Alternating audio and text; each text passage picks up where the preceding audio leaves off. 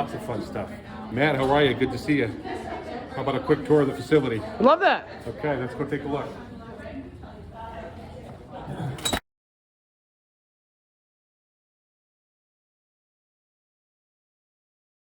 As I said, this is the geothermal room we have over here. This is where everything comes in and operates from. Being that we're in a library here, we did go ahead and soundproof this door, make it put a higher insulated rating and a sound rating on it so that we didn't hear any pumps. When we open the door here, you're going to be able to tell a little bit of the difference for the noise, but we think the library deserved a little bit more noise consideration. So.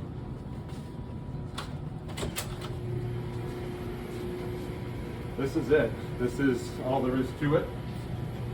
This is a about 10 foot by 10 foot room in geothermal. We have the two operating heat pumps here that can operate together or independently, the expansion tank for the system. And then these are the lines that all run out into the well field that's out in the parking lot. We have 6 groups of 9 wells, or 200 feet deep, so 54 holes in the ground, 200 feet deep. And these are the lines that come in from each one of those well fields with the glycol system, rate temperature change of that glycol, and then coming through that heat pump and then being transferred out into the building.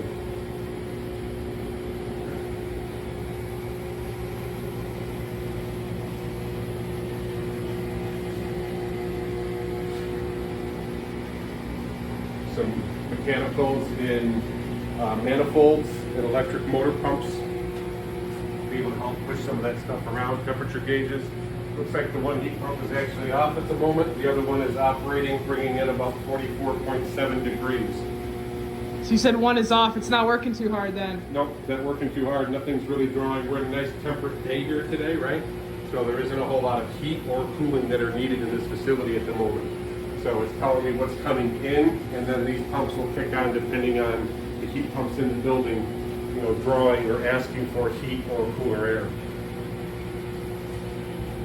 Awesome. So we haven't even, as far to my knowledge, in the 2 years, needed to do any real maintenance on the system at all. We've just been keeping an eye on it with our management system, which is an electronic system, lets us know if there's alarms or anything going on. Amazing. Yep. It's crazy. It keeps the whole building heated and cooled with this small room. Yes. Yeah, the whole building. 38,000 square feet. So. Well, thank you, Craig. You're welcome. It's Craig Eckert, town engineer. Thank you.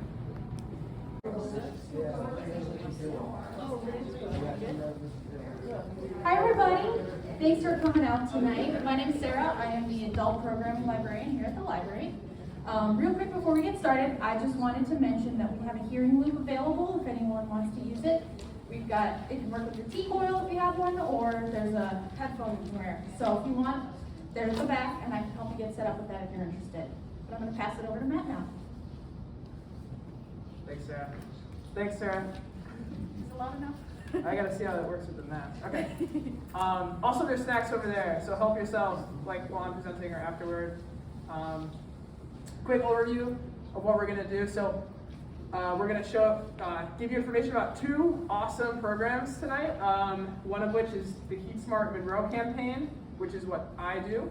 That's the program I run. And then we'll have Sarah Stubble talk about the AMPed campaign. And basically how we're related is HeatSmart is all about residential, and AMPed is all about commercial buildings. So you'll hear about the resources we both have to offer to all of you.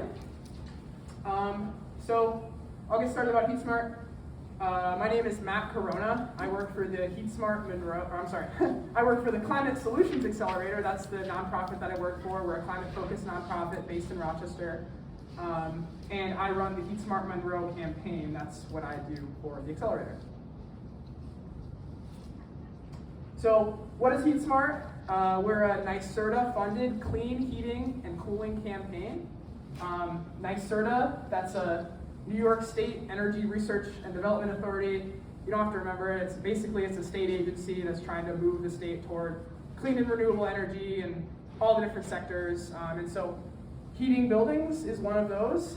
So we're trying to help homes switch off of fossil fuels and improve their energy efficiency. And we're not the only HeatSmart campaign. There's other campaigns all across the state, as you can see here on this map. And there's a great website on NYSERDA, or a page on NYSERDA's website that has these, and there's all the contact information. So if you have friends or family across the state, there's other HeatSmart campaigns. We launched last year in February, and we've talked to almost 400 people now. I'm going to update this slide, and helped more than 50 people get heat pumps at this point. So really awesome.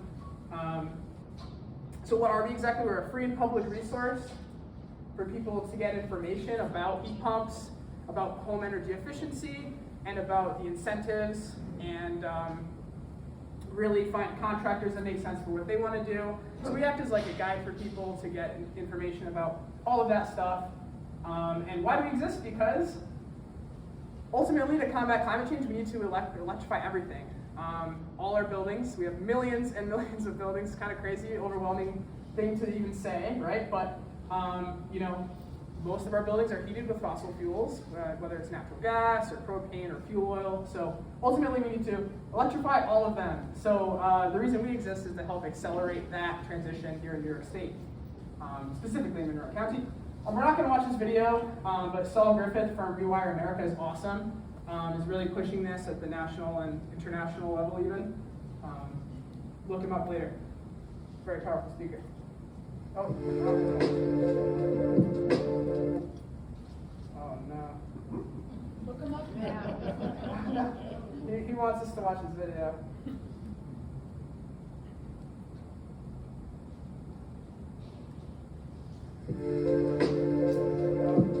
Okay, there we go, sorry. Okay, so what we're recommending homes do is, first of all, get heat pump ready, and then get a heat pump. And when I say get heat pump ready, I'm talking about doing insulation and air sealing improvements, like building envelope improvements. And the reason you need to get your home heat pump ready is because heat pumps want to be in a very well-sealed and insulated building. They introduce heat to the building differently than a furnace does. A furnace is able to burn fuel whenever it wants and create heat in the building, whereas a heat pump wants to run constantly at a slow speed and add heat slowly and so always meeting the heat loss of the building, because heat naturally bleeds out of buildings all the time. Heat pumps are different, so to aid the heat pump and help it not need to work that hard, you want to seal and insulate your building. Here in the Henrietta Public Library, it's a brand new building, so it's very well insulated and sealed. The heat pump loves working in this building, I'm sure, because it doesn't have to work that hard. So get heat pump ready, and then get a heat pump for your heating and cooling of the air, and also your heating of the water. So what's a heat pump? Everybody here probably already has a heat pump. If you have a fridge in your house, you've got a heat pump in your house. A heat pump is your refrigerator. And essentially you can use that same technology to heat and cool your buildings. It's the same way an air conditioner works. Basically, it doesn't create any heat, it just moves heat from one place to another. So there's two main categories of heat pump, ground source and air source heat pumps. This building is a ground source heat pump. It's the same thing as geothermal. They're synonymous terms, so if you hear ground source and geothermal, it's the same thing. And then there's also air source heat pumps, which we don't have a live example to show you tonight of, but they're very cool and make sense for a lot of homes. I'm not going to get too much into the differences there tonight, but essentially a ground source heat pump moves heat from the ground. Either have some vertical wells drilled by a drill, which this building did, or if you've got a much more space, you can do these sort of horizontal wells. And then the system here doesn't look like this, but this is what a geothermal system might look in a basement, except there probably would be one of those and not two. So yeah, and then air source has these kind of form factors. It looks a lot like an air conditioner on the outside, sort of the box with the fan in it sort of look, and then this is what an indoor unit might look like if you don't have ductwork. If you do have ductwork, you won't see anything inside because it'll all come through vents. So I'm going to skip over these, but this is essentially in a home, kind of what it would look like. You know, you've got the air handler in the basement. This is ground source and the ground loop. This is a horizontal well.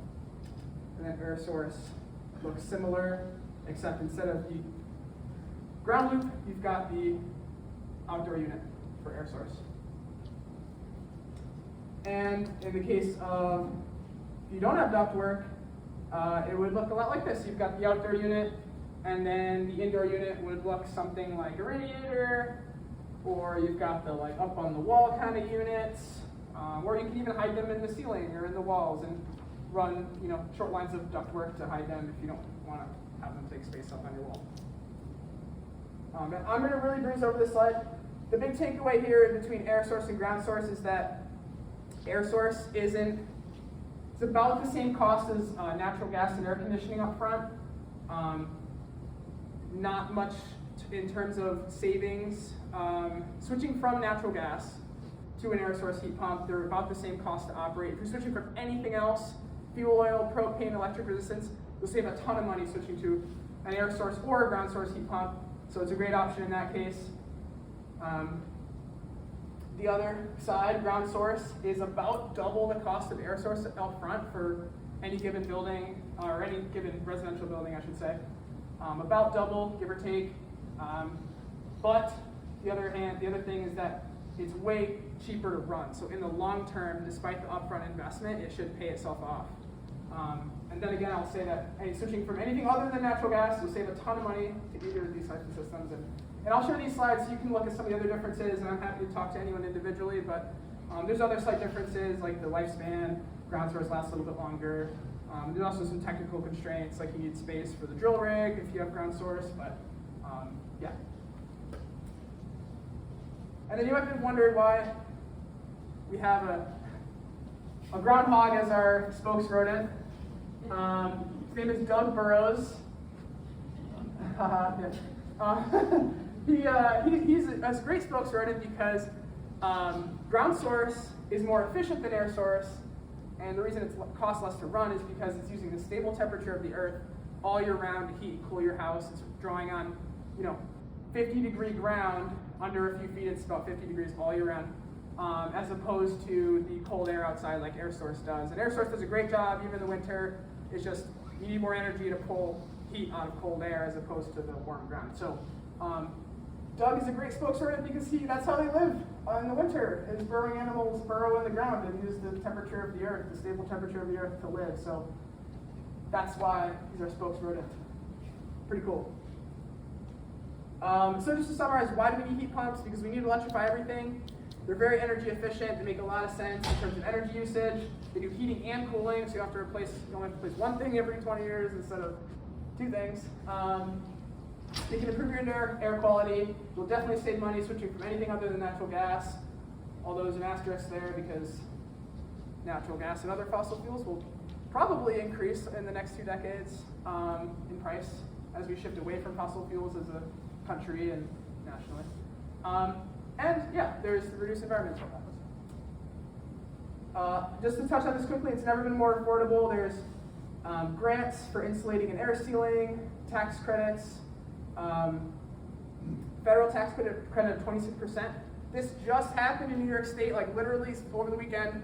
New York State, now there's a 25% federal tax credit for geothermal. In addition to the federal tax credit, it's capped at $5,000, but it's another, basically, if you install geo this year, you get an extra $5,000 that wasn't available before last weekend.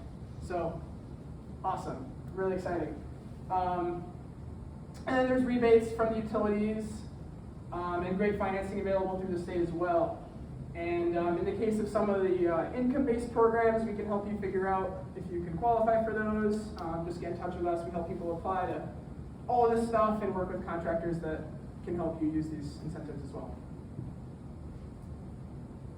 So how we work really is we do outreach events like this, hopefully get people interested. We have a one-on-one conversation. That's that share note over there, where we talk about what you're interested in for your home, what makes sense for you financially, what your timeline is.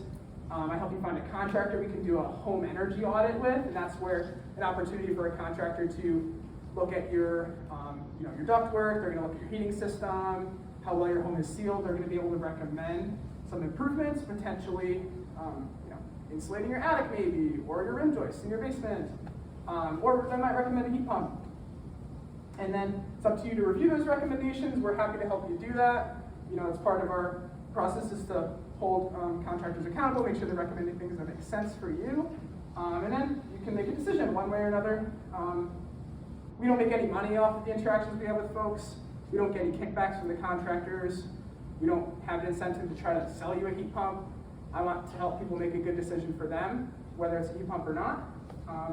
Hopefully, it's a heat pump. I would love that, but really, we aren't the salespeople. We're meant to be an unbiased guide for folks. And we did a vetting process where we picked some installer partners. We picked them companies that are specialized in heat pumps. Most of these companies are fairly small that do most of their work with either air or ground source heat pumps. I can help you figure out which of these might make sense for you to work with, or which ones to get quotes from. So feel free to get in touch, but these are also listed on our website. And what I always tell folks is to start with a no cost, no obligation home energy assessment. And like I said, it's part of our process. We can help you get that done. Doesn't cost you anything. New York State subsidizes it, so it's totally free. And that's where I would recommend everyone starts, really, is to have that done and see what opportunities there are before a heat pump or for a heat pump. So, yeah, if this were online, you can click this. I'll send this PowerPoint out after, so you can actually click that later. Or you can just go to our website, that works too. But that's the end of my presentation. I'll invite Sarah up to talk about AMPed now. And then after that, we'll have some small groups led over to the utility room to see the actual geothermal system here. So, thank you, everybody. Thank you, Matt. So my name is Sarah Studwell. I am with the AMPed campaign, and I'm with Causewave Community Partners, which is another local nonprofit.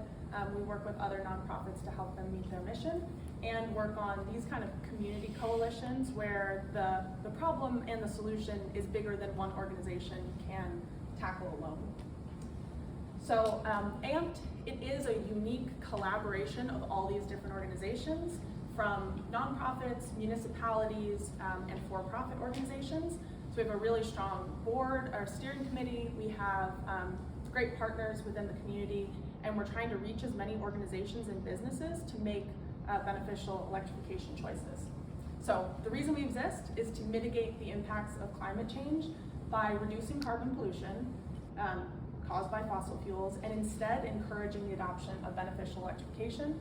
And our scope is everywhere in the Genesee Finger Lakes region. So it's great to be in Henrietta. It's great to talk to so many people who are passionate about this topic right here. And part of why we exist is to keep telling the stories of our local successes and show people that it's possible, it's happening all the time. So our vision is a carbon-free electricity will power our entire community, and it will show the nation that this transformation is possible. Everyone knows Rochester kind of has an outsized personality, and we can really be a front runner in energy use. We have one of the cleanest grids in the nation. Our area is 91% fossil fuel free. So all we need to do is plug into that fossil fuel free energy to get all of those benefits. So we want organization leaders to take concrete steps to implement beneficial electrification in their organization. It can feel daunting for individuals and for organizations, and so we try to pose, you can do one thing, you can do one step at a time. So we've talked about beneficial electrification. What is it? It's using energy sources that can reduce the cost to consumers or operating costs over time. Heat pumps are a great example of that. It benefits the environment by reducing greenhouse gas emissions. We improve public health and quality of life. There's a lot of kind of equity considerations that are bundled into that, and we foster a more robust and resilient grid. So when we talk about building electrification, there's some bad news first, and a lot of you are probably here because of that. Every building is unique and has completely different needs, and that's why having someone like Matt or someone like a trusted person to walk you through it can be really helpful. The programs available can be complicated, and they change all the time. So we got some new legislation a week ago, and there'll be new changes a month from now. So kind of being in the know with these organizations where it's our job to see these changes and to communicate them. we can be that listening ear and send that out to you. And upfront costs are likely to be high. So the operational costs are typically lower, the upfront costs are typically higher. So that's why some of those assistance programs can be really helpful in getting people started. The good news is that you don't have to figure it out alone, and there are all of these resources trying to make this seem more possible and get people started. Incentives and financing are available, and you know, thinking of it, they're not going to be available forever. It really makes sense to incentivize these technologies when adoption is low, and so you can kind of take advantage of that now and seize the moment. It doesn't have to happen overnight. Things can be incremental, and it's worth the effort. Think of the public health, cleaner air. If you care about our global communities and climate change, there's really individual actions and business actions that we can take to reduce our carbon footprint and kind of make positive change for everyone around us. So what can AMP do? Our resources, we do have these trusted partners, people like HeatSmart for the building side, and we also focus a lot on electric vehicles. And Greater Rochester Clean Cities is our partner there to help businesses and organizations figure out, could I change my fleet to electric? We have a information-packed website that has case studies like the one on the Henrietta Public Library. We have tools and calculators that can be really helpful in just getting you further along in the decision-making process. We're always posting new events, new news and blog posts, so definitely give us a follow and check it out. We also do monthly webinars, so I know a lot of us are Zoom fatigued, but it's a great way. It's just an hour once every other month, and it's either a topic on beneficial electrification of buildings or fleets. We go back and forth, so you can kind of cherry pick the topic that's most interesting to you. But we bring in industry professionals and businesses who are really doing it to share their stories. You can follow us on social media, Facebook and LinkedIn. And so I'd leave you with kind of 3 next steps other than going on the Geothermal Tour, which is going to be fun. Going to the website and signing up for updates. You can get those current events that we push out all the time and stay abreast of any changes that kind of can impact you. Follow us on Facebook and LinkedIn and sign up for next month's webinar, and we'd love to see you there. So I will close off our presentation section, and I think Q&A? Yeah. Or tour first? Let's do Q&A, and anyone who doesn't have Q&A, Craig can take into the room, and we Yeah. can get that started. Are there any questions that people have right now for either myself or Matt? What kind of financing is now available in residential? And repeat the question.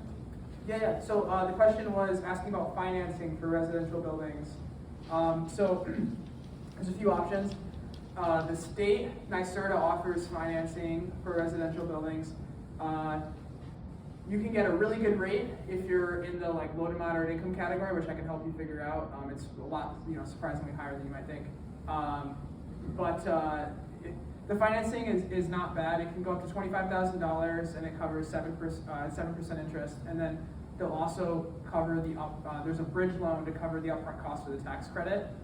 So you get 2 different financial products really through the state, and that's lower interest. But if you can get a home equity line of credit or a home equity loan, those are probably going to be a better interest rate than the state, unless you qualify for those low to moderate income financing, because that's actually really good. But yeah. And then there's the Clean Energy Credit Union, which I don't know much more than to refer people there, but they do really low interest financing for geothermal and solar and other clean energy technology that I definitely recommend looking into. So there's federal solar credits. How do those tax credits work? Are they a discount on your tax liability? Are they refundable tax credits? Okay, I'm gonna answer this question and say that first of all, I would say for anybody who wants to actually figure out what percentage of the tax credit you could get and how long it might take you and all that, definitely talk to a tax professional. Even the geothermal companies, they basically give you a form to fill out, and then you when you do your taxes, like you use the form. I would say talk to a tax professional, honestly, but essentially for the federal tax credit, it's 26% of the total project cost with no cap. I don't think there's a limit on how many years you could take to get that back. So if you don't think you're going to get back the full amount in the first year, it carries over. The state one, I think we're still learning exactly what the details are going to be on that, but that one's 25% of the project cost up to $5,000, so that one does have a cap. And so I think, if I remember correctly, the details where you can defer, you can carry that up over up to 5 years. Yeah, okay, so this guy knows. It just happened, so we're still kind of learning the details, but yeah, I think it's up to 5 years. I don't know if there are any other requirements around that, but yeah. So just to clarify, it's for people who have tax liability. It's like with federal solar tax credit, my understanding, you owe a certain amount of money, you can deduct that from what you owe rather than reducing. Yes. Okay, thank you. Yeah, which is, there's some nuance there. Like if you don't pay, if you're so low income, you don't pay taxes, it's really hard to get that, so it's not a perfect thing, but for those who can take advantage of it, it makes a pretty difference, so. Yes, can you describe a little bit how would anybody go and find a contractor that could do this kind of work? Yeah, sure. So we did a vetting process to pick partner contractors that I'm happy to make reference to. By no means do you have to work with those partners to be a part of, get our, help with the incentives and all that. We recommend them because we want everyone to have a good experience when they go to install a heat pump. And we pick these contractors because they specialize in heat pumps. And it really matters what contractor you work with when you go to do this stuff. If you work with a contractor who, 5% of what they do is heat pumps or even less or whatever, they're not specialized in that stuff. They might do it as like a side thing, but these companies, like most of what they're installing is heat pumps, so they have, most of their staff are very experienced, and I trust that when I give references there that I know people are gonna get a good experience, get told accurate information, which there's still a lot of misinformation out there. Contractors tell people about heat pumps, unfortunately. So I recommend our partners. I'm happy. There's other companies that are good out there besides our partners, though, that just didn't apply to be in our program. But and I'm happy to refer people to them as well. But yeah, we can help you, but not all contractors are great for heat pumps. I think you might have had your hands up first. Hi, I'm Peter. If anybody has really any questions, my house has solar and geothermal, so we've gone through all this. So, there's no question that is strange or insignificant. It is, can I stand over there for just a second? Sure. These guys are On the the mic. experts, and what they're doing is very important. I mean, it's such a huge problem, and I thank you for doing this. Okay. Like they said, there's many companies you can contact and have them come and meet with you. Everybody's needs are different and everybody's house designs are different. So what these people will do is, if you're really interested, they will look at your house, they'll do all the calculations. Just like a small house needs a small furnace, a big house needs a big furnace. So our geothermal water closet, what they call it, is designed and specifically for my house. How much air movement it had to be. My well in my front yard goes down 300 feet. And that's because of the geological. Basically, they hit sand, they hit shale, they need to be down in bedrock to get that constant flow of temperature for the fluid, which is kind of like windshield washer fluid, surrounded by jello. The jello protects the tubes. Okay, real briefly, we decided to do geothermal. Why? Because my furnace and my air conditioner were getting to be 20 years old. So in my case, it was like, well, if I go to any heating company I'm gonna spend anywhere, because I have a 4-bedroom house, big colonial, I'm probably gonna spend between $10,000 and $12,000 on a conventional furnace and air conditioner, and I'm still gonna be burning gas and electricity. So I'm not really any further ahead than I was. So my wife was the guru. She was the one that said, hey, we really should look into this geothermal. Okay, I was like, what? I kind of knew what the technology was, but I was like, oh, heat pump? Well, that works down south. It doesn't work up in the north. Geothermal does work up here, especially ground geothermal. I do have heating coils at the top of my unit in case the system senses that it's minus 10 degrees outside for a week. And then it will go, I need a little help. It's happened maybe once in the last 4 years. I don't even know it's happening unless I look at my control panel. And by the way, my control panel looks the same as your control panels. It has temperature, it has humidity, it has fan speed. The geothermal that I have has 7 fan speeds. And like the gentleman here said, the geothermal is kind of circulating that fluid all the time.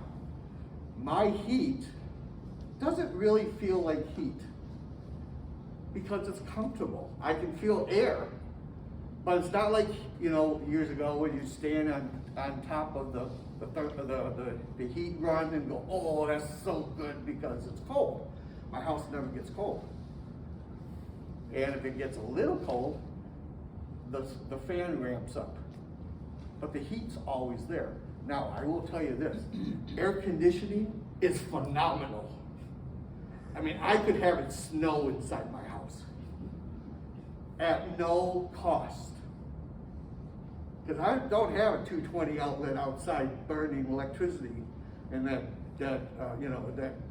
compressor is just running and running and running because it's coming out of the earth. Now, we did realize, and I will talk about money in a second. Peter, can we give you one more minute? Yes, and then we get to one other more questions? minute. Yeah. Okay. Thank you so much. We decided to go solar because the geothermal uses electric. Total, my wife, because we just did the taxes, we figured the whole system cost $70,000. We ended up paying about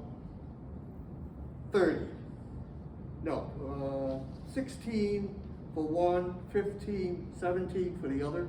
And it was the first time in many years I had to go to a tax person because all the credits, the paperwork, it actually took us 2 years to use all the deferred tax credit because we had too much between the two.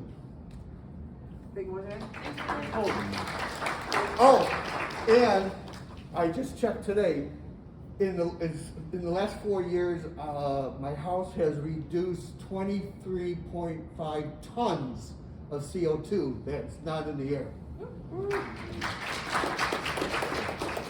Thank you. We just had like a ad hoc person who installed one up here. Thank Yeah, you. we didn't pay Peter or anything. No, we have no idea. I'm just here because it's cool. Thank you, Peter. And actually, after we'll be able to socialize a little bit while we lead groups over. So if you want to talk to Peter, I'm sure he'll be willing to talk to you about his system. And we can connect folks to people who have installed them as well. If you do want to talk to other homeowners, Peter, I'm sure would love to talk to you. But Can I add one thing real quick? What was cool when COVID hit, everybody was concerned about the air quality in their house and how do you get these really expensive filters. And I looked at our system and I looked at the filter that I change once a year. It's about that big, about that thick.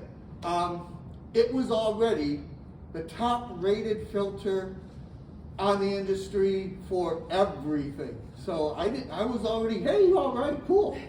Nice. thank you. Any other questions? All right, well, we're gonna start leading groups into the geothermal room now. So I think we'll do groups of 5, and then it'll just